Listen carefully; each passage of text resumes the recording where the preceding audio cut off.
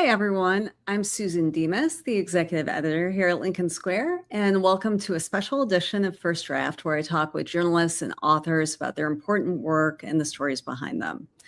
2 weeks ago, in the aftermath of unspeakable violence against the people of Minneapolis, the Trump administration announced that it was pulling Greg Bovino, who is the commander at large for ICE and has largely become the face of the group's brutality.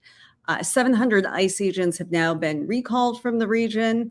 And while these are small victories, not much has really changed for the people of the Twin Cities. We're lucky that we've been able to speak with many journalists and activists who have been covering what's been going on in the Twin Cities during the ICE occupation. And we are joined now by Amanda Moore, who has a long history of covering the far right. And her work has appeared in The Nation, The Intercept, Mother Jones, Politico, and other outlets. She has been on the ground in Minneapolis, and she's here to discuss her reporting on the violent legacy left behind by Greg Bovino. Amanda, thank you so much for joining us. Thanks for having me. Well, I know you've made a name for embedding yourself with uncovering what's going on with the far right and other extremist groups. And I definitely want to get into your coverage of ICE in Minnesota and other places. But I'm really curious how that experience has shaped your reporting of what is going on with ICE, because, you know, you've had a real behind the scenes look into this growing far right movement that is behind the Trump administration. Yeah. I spent a year undercover in the far right. And through that, either people that I personally knew or people who I was aware of because of my, social connections at the time. I know people who've made it into the administration or who have made it into high up positions at the federal government level. And so I was not in groups that were doing street violence when I was undercover. I kind of thought if I was going to be a fascist, what would I do? And it's more inside behind the scenes stuff, because I'm not meant to be fighting. But that being said, the people that I would be around, some of them were involved in groups that would brawl, that would beat people up. And so I've kind of seen this as a shift from, right-wing violence. It's just state violence. And that's kind of how things have shifted, I think.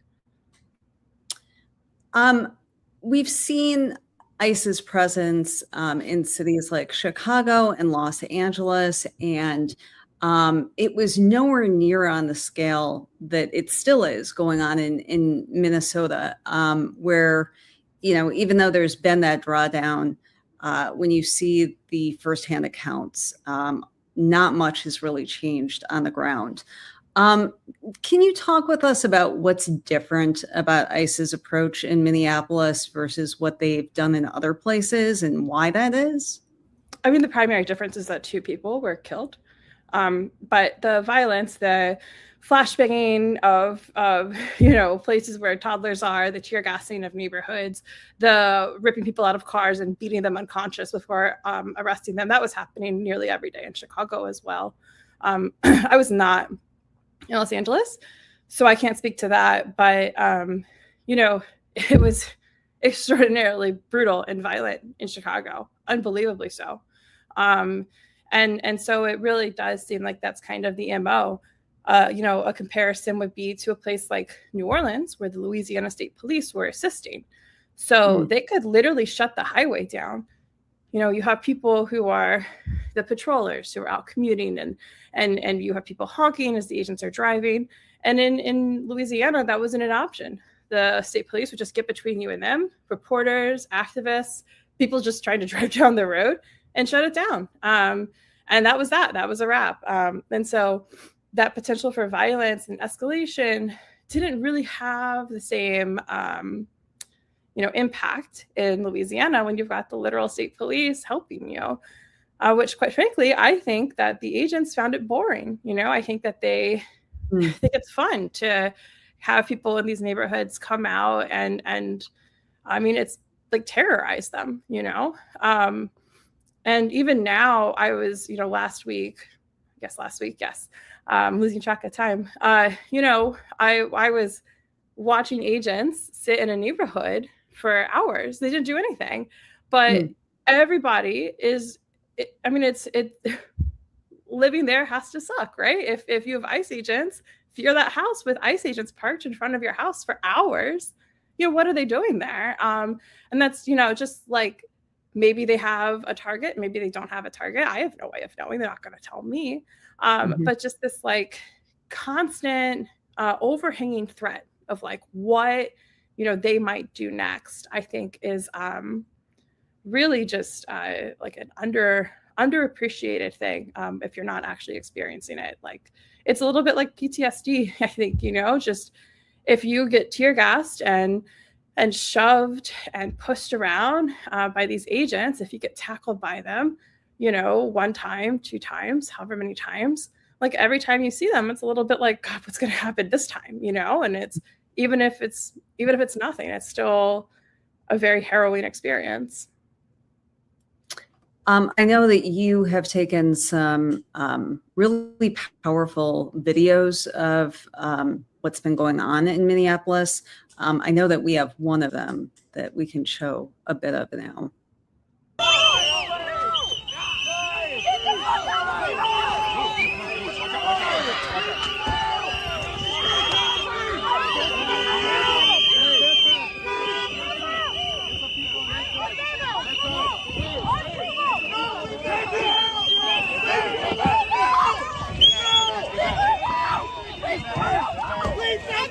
By police before I'm disabled, so I need to go to the doctor up there. That's why I didn't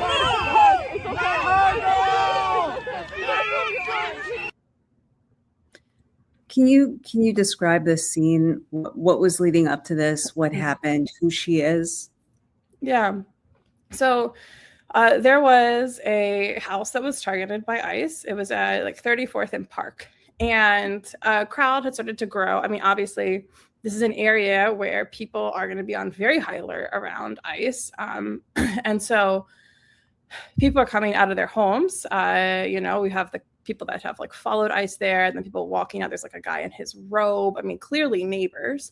And it's this bigger and growing crowd. And they take out of a home what, you know, looks to be teenagers with no apparent adult. And like that upsets people, of course, and people are yelling, and then ICE is like hitting protesters, hitting residents, arresting people. They're setting off tear gas. All of this stuff is going on. It becomes total chaos. And this woman, she was trying to drive through. I mean, this is a main road. It's, you know, she's trying to drive down the road, and you can hear in the video, you can hear agents giving her opposing directions, you know, instructions that contradict each other's instructions. Obviously, it's a high stress situation. A woman alone in a car with a bunch of masked dudes banging on the windows, like that's terrifying. And so this is the end result. She wasn't a protester. She wasn't someone who was coming out to see what ICE was doing, you know, in any capacity. She was literally just trying to drive down the street. How many instances have you seen where people have been, you know, brutalized, whether it's with flashbangs or people being beaten? Obviously, we've seen 2 people be murdered by ICE, Renee Good and Alex Preddy.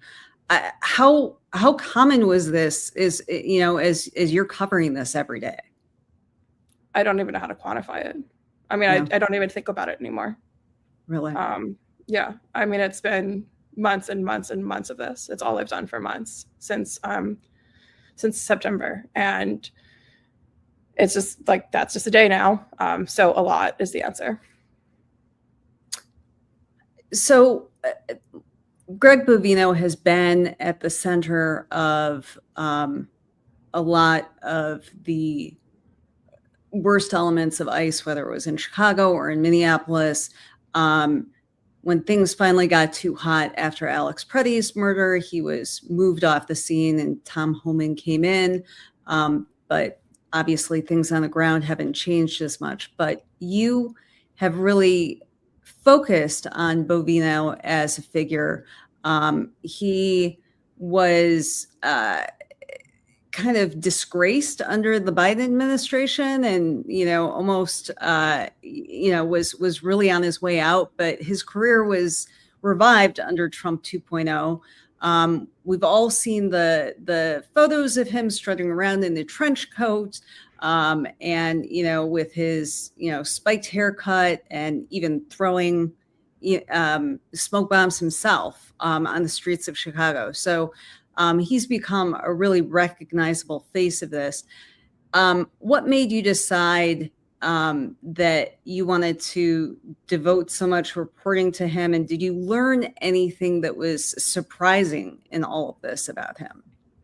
So I live in DC, and I was originally taking a lot of video of the National Guard and federal agents in DC. So basically Trump took over everything for us. And ICE began to cooperate with our local police. So our local police would do traffic blockades, and ICE would be there, and they would literally point to cars they wanted our local police to pull over. And it wasn't just ICE. A lot of people were repurposed to ICE. So we have IRS agents, helping arrest people stealing Gatorade at CVS. It's completely bonkers. Okay. So I was taking a lot of video of that. And Mother Jones asked me to, write up something about what I was seeing in DC. And I went to Broadview, the ICE facility that's outside of Chicago, for one weekend. Mm-hmm. And what I witnessed under Gregory Bovino's leadership there, the scale of violence, brutality that I witnessed against peaceful protesters, against people who were, in some cases, not even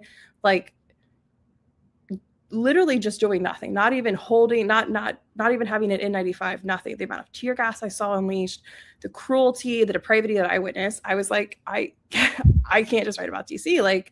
There's something really horrific happening in Chicago, and it would be like a disservice and bad journalism to not incorporate that into comparative coverage. And from that point, I kind of just started to follow him. What happened at Broadview was ultimately so terrible that the local police took over guarding the facility, much as like what has happened, in Minneapolis, where you have the sheriffs, you have the Cook County sheriffs out there, and the state police. And so it kind of was like accidental, but Pavino is also such a showboat. He loves to drive around, or I guess past tense, he loved to drive around and have protesters following him into gas stations, and he loved that chaos. You don't need to stop at the gas station, 15 times in one day. That's just not what you need to do. He did it. Or like police protection to go to the bathroom in Target. Yeah. Oh yeah, those Target ones. Yeah. And it's just like, you only do that if you want the attention. And of course, like, his team very rarely would actually do apprehensions of immigrants. They would apprehend protesters all the time. But it was much more for show. And I think that the administration's decision to focus on this like fashy TikTok aesthetic of videos and of advertising was so interesting with him. He is a man of mystery. There's been some digging into his background, especially, his father killed a woman while he was drunk driving.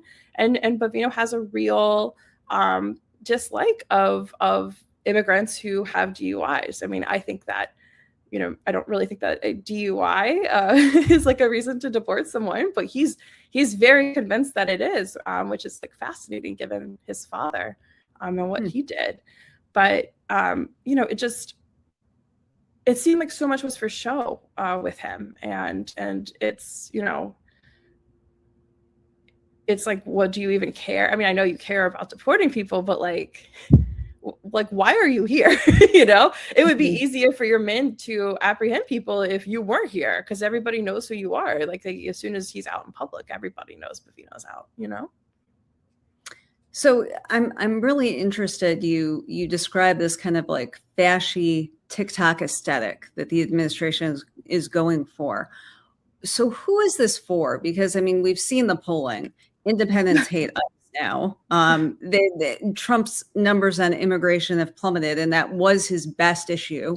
Obviously, Democrats hate it, and even some Republicans do. So is this just all to keep the extremist base inflamed? I think it is. And I think that there is this, they are in such a bubble themselves within the administration and within, the upper echelons of DHS. I think I think it's hard for them to realize. I mean, I could tell an agent, I took that video of the woman getting ripped out of the car, or I took that video at the gas station where the protester got tackled, and agents are like, cool. Like, and I think there's just in this culture where it's like a lie. It's a left-wing hoax that, this stuff isn't popular, which is crazy. I mean, in Chicago, there's not a lot of areas that voted for Trump. You kind of have to work to find them. But Border Patrol managed to tear gas a Trump voting neighborhood, like the one that's out there. Yeah. Yeah. So, I think they're just so in it that they can't see outside of it at all. So I'm curious about this dynamic with local and state police forces, how some are cooperating, some are kind of trying to keep a barrier, keep the peace. That seems to be a real underreported element of all this, because if you have a situation in Louisiana where the state police are assisting ICE, or in DC, I mean, we really do have a police state by definition. Yeah.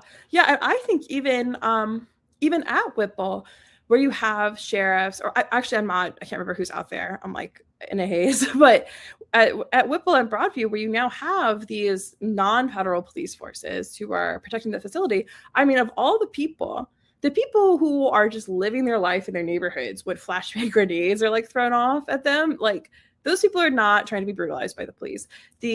The immigrants, or the just people with brown skin who are targeted at bus stops or as they're walking down the street, they are not trying to be brutalized. And the only time that you have people who are saying this is wrong and I am okay with dealing with some level of brutality from federal police in order to make a stand that this is wrong, that's at Whipple and that is at Broadview. That's it. And yet in both cases, federal agents have been removed and replaced with non-federal police forces. And so it's like, even that one time where there is that space to really make a statement as a protester, it's kind of taken away from people. And I think that's quite unfair. So yeah, I mean, it's even when they're not helping, they're prohibiting people from doing what they're trying to do in terms of making a statement about how messed up it is. I'm sure over the years you've covered many protests on the right and the left. I mean, it's a great American tradition. Yeah, I covered the Tea Party for years, and they had many rallies, and they were never met by this kind of force of the government to put them down. Where does this leave us with the First Amendment? Is this going to be litigated for years to come? Because, I mean, this isn't just a handful of people's, First Amendment rights who have been violated. We're talking about thousands upon thousands of people in cities and towns across America.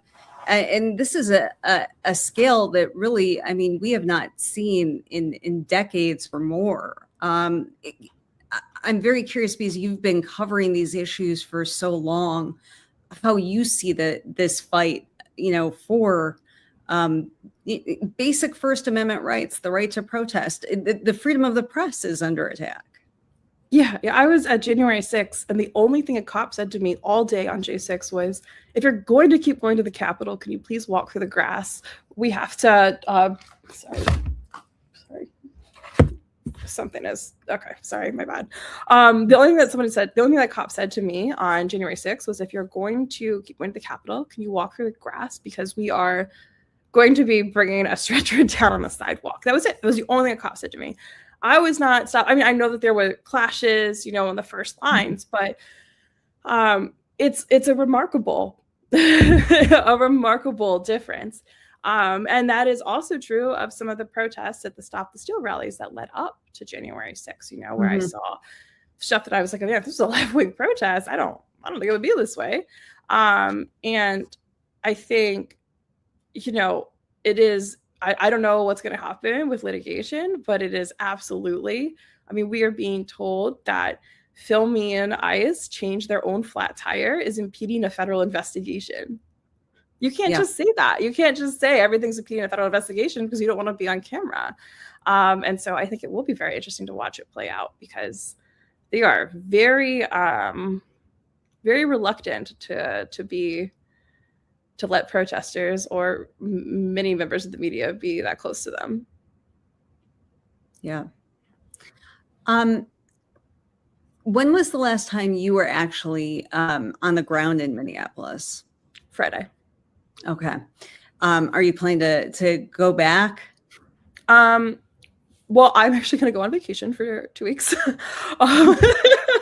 But I mean, I think probably after that, it'll depend on how things play out. I do hope to return to each of the cities after a little bit of time has passed in each one.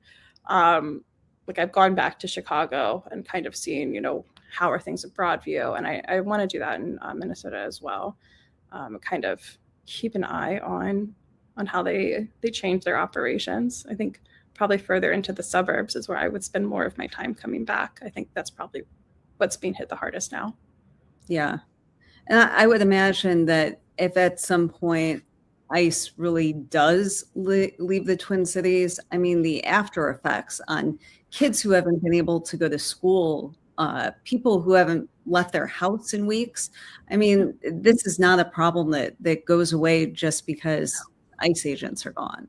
I mean, there are a lot of ramifications that the people of Minneapolis are going to be dealing with for months and years to come.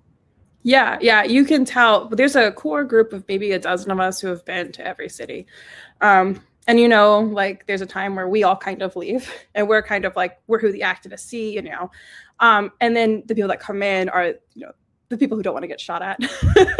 So photographers who are there to do, these more in-depth stories, focusing on this kind of recovery period, and the writers who were coming in to, sometimes like stay with some of these families and things like that. There was some really beautiful reporting that came out of New Orleans about what churches were doing, and, same with Chicago. And that'll be the same here. But I think what's important for Minnesota to realize, just like it was important for Chicago, is that the amount of violence that you guys have been living through, like that's going to be a story too, that there's an aftermath there where as that constant violence becomes less, maybe instead of getting tear gassed every day, you're getting tear gassed once a week, and then maybe it stops kind of happening. I mean, that's going to have a PTSD impact on an individual level and on a community level. It's like an unthinkable amount of violence that is impossible to prepare people for until they witness it themselves. And I think that is, kind of my interest in coming back to places too, is how people are dealing with that. When you're talking about Bovino strutting around, making it difficult to apprehend immigrants, if that's the goal, I mean, it really seems like with these shows of force in Minneapolis that we've seen in particular, apprehending immigrants isn't the point. It seems like the brutality itself is the point, putting down a community, trying to get people to submit. I mean, in all their interactions with people, the fact that, when Renee Good was killed, the interaction with that ICE agent, it seems like it has enabled the worst people to do the worst things. And that seems to be the governing philosophy here. That's just my perspective from the outside. I want to know yours because you've been in it. Yeah, I mean, I think if you ask the administration, they would talk about self-deportation numbers, which of course, these numbers, we don't have them. We have whatever, Tricia McLaughlin tweets sometimes, but we don't have any actual hard, verifiable, reliable data. Though I think they would insist that part of this, part of why they would like to have agents, parked by schools is, to convince parents to self-deport. And I mean, but it's all of that. I mean, in DC, a lot of what it was is like here we feel like they really hate us, and it's not a secret. They hate DC. The administration hates the city, hates the people who are here, hates our culture. And that we didn't have like that violence, but that influx of federal agents of getting harassed by FBI agents because someone's smoking weed, which happens all the time here, that felt like an attack, and it felt like a reminder of, we don't want you here. You're not welcome, even though you outnumber us, 800,000 to 20 or something. And I think, that is the case. I think it is a reminder. We don't like Minneapolis. We don't like St. Paul. We don't like Tim Walz. We don't like you. I think that is the message that you guys should be taking from it. It's certainly the one that we took from it. And I think, I know that they are like apprehending people, but I think they have just a multi-pronged goal. I know that you and many other people have been reporting on what's happening on the ground, both in Minneapolis, DC, Chicago, but at the same time, how are you able? I think the bigger question is we've talked about how the administration seems to be in its own bubble.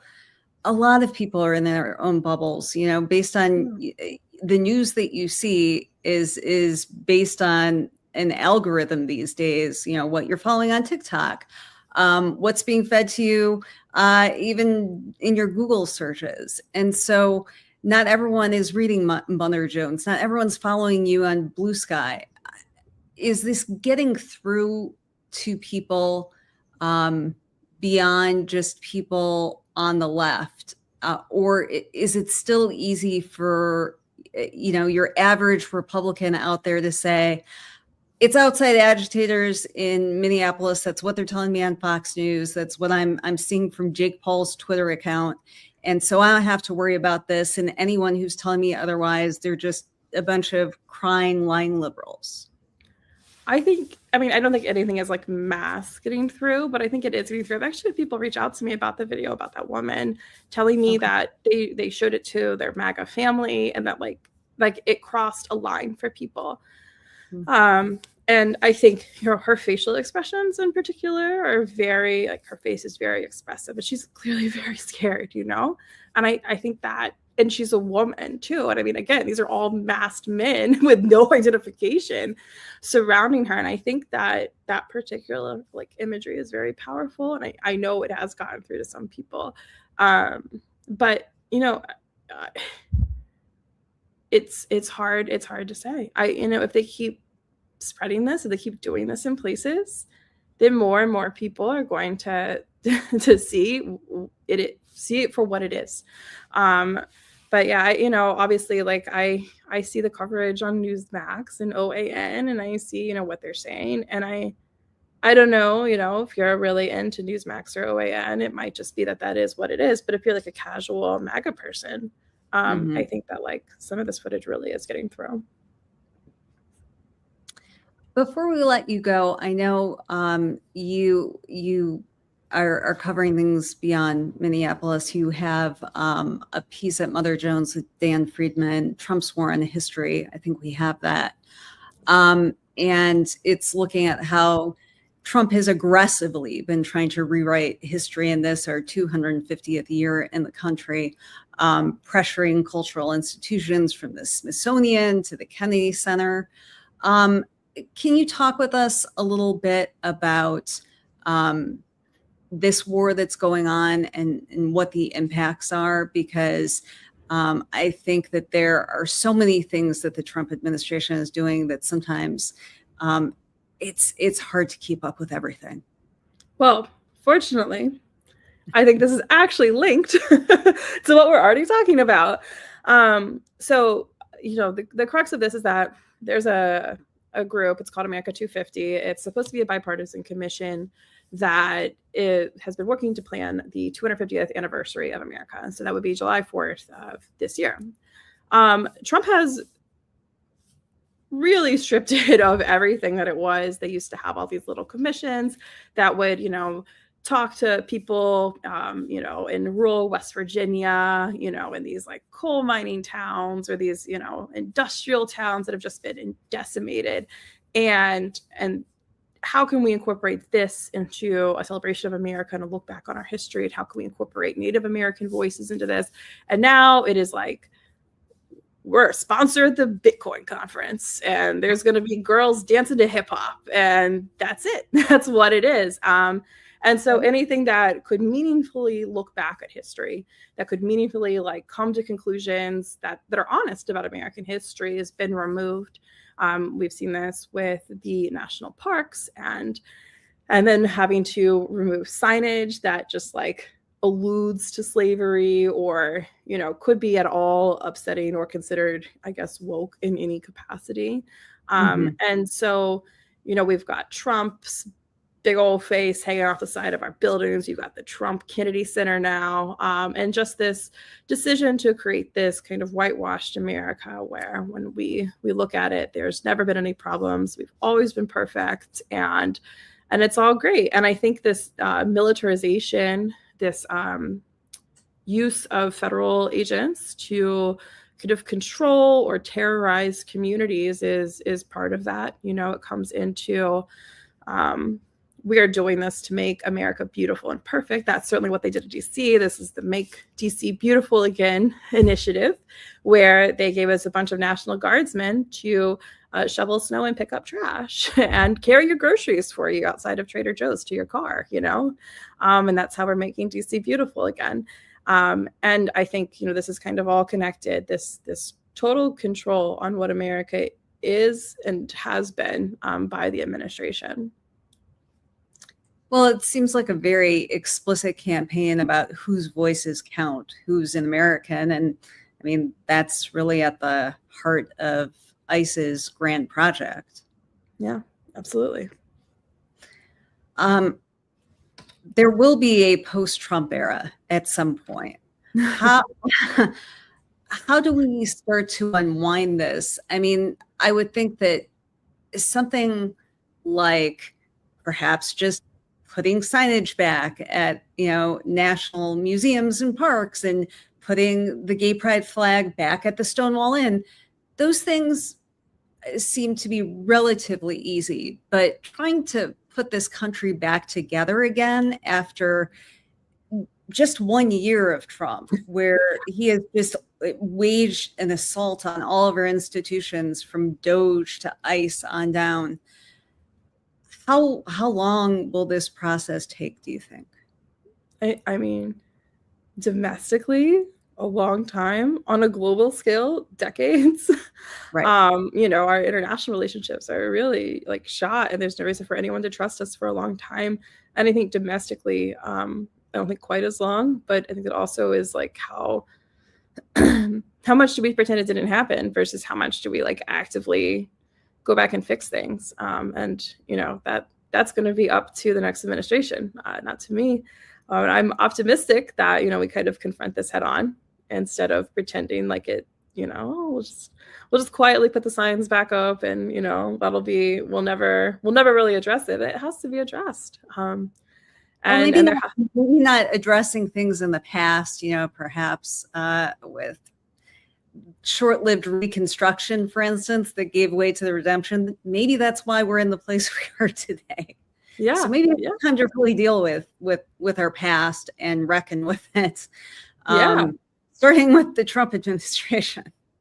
Yeah. I mean, there's, I don't know how much there's space for, I don't know how much there's an appetite for at this current point, how much there's an appetite for politicians who are like going to be kind of like, I just want to pretend, like we'll just like let it go. It seems to me, I mean, again, as you said, bubbles, but it seems that people are like really upset and that the stuff that is in the bubble that people on the center or left of the center see is upsetting people enough that like they do want some repercussions of some kind. And I've heard this from friends I have who are not political at all, who like, they like go and vote for Democrats and whatever, and that's fine. And they don't really think about outside of that. But I've heard some opinions come out of people I personally know lately where I'm like, whoa, you're saying that? That's crazy. So I think it's resonating with people. So I do think that there is going to be some kind of demand for politicians who want to actively address what's been happening. Yeah. Well, I can't help but think, I mean, you were there on January 6th. You saw an attempt to overthrow election results. And then we waited 4 years for justice, and it never really came, to the point that the man at the center of all that, Donald Trump, was reelected. I would think that would be a real lesson for all of us on, what happens when you just try and move on without any kind of Truth and Reconciliation Committee. Yeah, absolutely. I think so. It's, and you can always like track Republicans and like the stuff they said about January 6th, including like Chris LaCivita, who was Trump's campaign manager, and Susie Wiles, who's now the chief of staff. Their reactions to January 6th were not, "This is awesome," and how quickly people fall in line. And I think, we really have to make sure people don't fall in line again. If you see something that's horrific, then you have to remember that you can't let yourself be compromised into saying, maybe it really wasn't that bad at all. Well, I appreciate that it's reporting like yours that is important in helping us understand what's going on right now and hopefully not forget in the future, because it's these kinds of firsthand accounts, I think, that are so powerful and should not be forgotten. So I appreciate that you do this sort of work. I don't know if when you became a journalist, if you ever thought that you'd be reporting in a gas mask, but we appreciate that you've been on the front lines telling us what's going on with ICE across the country. And thank you, Amanda, for coming today to share more of that with us. Yeah, thank you so much for having me. I appreciate it. Thanks for being here.